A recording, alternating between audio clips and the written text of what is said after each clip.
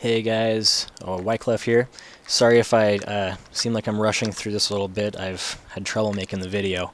But this is for Froglets. He asked a question on Planet Minecraft about how, well, if it was possible to spawn mobs in a specific location using command blocks. While, it's not possible to do using a command to actually spawn that mob, you can use dispensers connected to some command blocks, comparators, and whatnot to get the same effect. So, I mean, you can do it. You can do it. It's just a matter of combining the, a few things. You got to combine redstone with command blocks, and you have to also use the scoreboard. If you don't know about the scoreboard, YouTube it.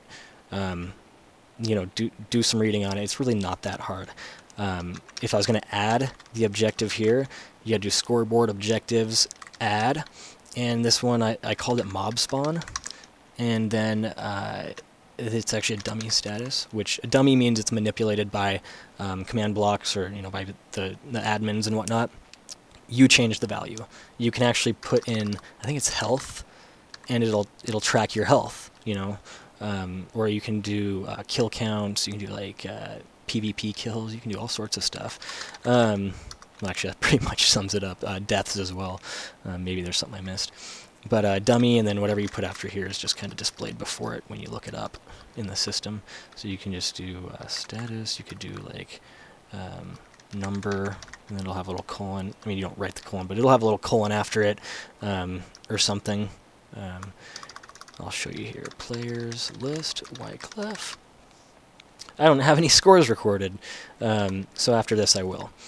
So yeah, I'll hit the button again. Boom.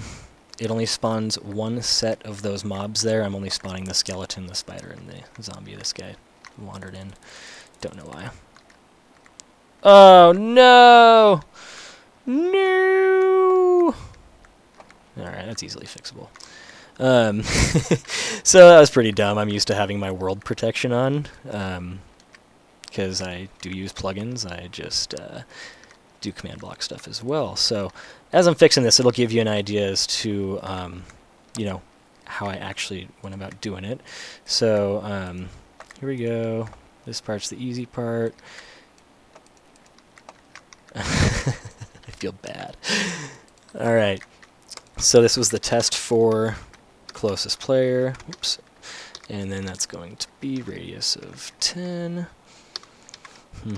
Score, and you'll just get another lesson of this. Mob spawn, we need to do the minimum, so we don't go over 0. We do need to do the maximum of 0, so it doesn't go under. Or vice versa. I don't know if I'm butchering. I butchered it so many times trying to record this video. So, these are set, so good. We're back to normal. Just gotta add my button. When it hits this command block, if it tests true and you haven't hit this button once, it's going to do that loop that you saw. So let's do it again so you can just see the demonstration. There you go. You got your mobs. And you saw that this went off quite a few times, which is why you need this next block, which actually is going to change the status of that mob spawn. I guess you could call it a variable. And once again, you just use the same parameters here. I mean, change the radius up just so that it detects me, but you can do your X, Y, Z to really pinpoint them. And then it's going to change that status to 1. So it's scoreboard players, so it's targeting players, not like an objective. You're going to set the value. You could actually add to the value. You can subtract from the value. You can set up economies. Experience banks, which is something that one of my other admins had an idea for, and it's just kind of brilliant. So you can store your XP and then pick it up later, which is honestly, that's just badass, but completely doable as well. So yeah, mob spawn is the variable that we're going to change, and we're just going to set it to 1, and in that way, so long as your value is equal to 0 to begin with, it will change your value to 1. The comparator will pick that up, send out a signal, spawn the mob, and then because this keeps going in a loop several times, it's going to hit this block again, realize that your status has changed, and turn this comparator off so that the next user that comes through can then use this system. So once again, just for fun, kicks and giggles, you'll see it go off a bunch, but you'll only see that one set of mobs. Then, you know, let's say that you want them to be able to come through this area at a later time. You could then, set up like, you know, here's your doorway. Doorway. Here's your doorway. And, like, put a pressure plate down right here. I'll do it for the sake of just demonstration. Put a pressure plate and, like, an iron door. And then link this pressure plate up to a new command block. And this new command block will just then change the status back to 0. If you want to get really creative with it, I have daily quests. It's not technically daily, but you can detect days with a daylight sensor, put them near spawn or something so the chunks are always loaded, and then each day that goes by, it adds to a specific variable that you set up for daily quests, it subtracts from that value. And then once you come through and exit, you actually set the value. So let's say I have this value, I'm just going to type it in here. Let's say I have daily right here.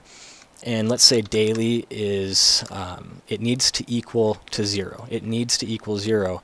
And if that happens, well, if daily equals 0, then this next command block will be triggered, which resets the value, that beginning value of mob spawn is now equal to 0 as well. So, like I said, you get that daylight sensor going, and then each morning, or however you have it set up, it's going to trigger a command block that is going to subtract from that daily variable that is set when they exit this maze. So let's say they exit this maze, and this daily variable is now equal to 10. Well, actually, yeah, let's just do 10. 10 is fine, and then like that's just 10 times 20. So it's 200 minutes before they can go in and do this again. And it will only happen if they're online. So if they're online playing for 200 more minutes, they can come back into this area and repeat this whole thing. Honestly, I may have explained that a little bit off, but honestly, I don't think I did.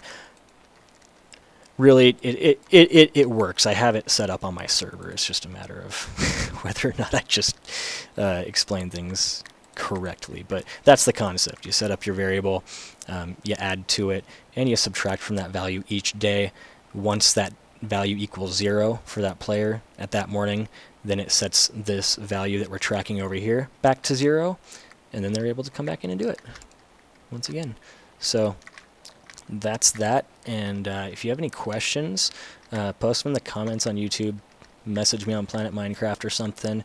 If you like it, give a like, or I don't know if you want to subscribe, if you think it's worthwhile. Thanks, guys.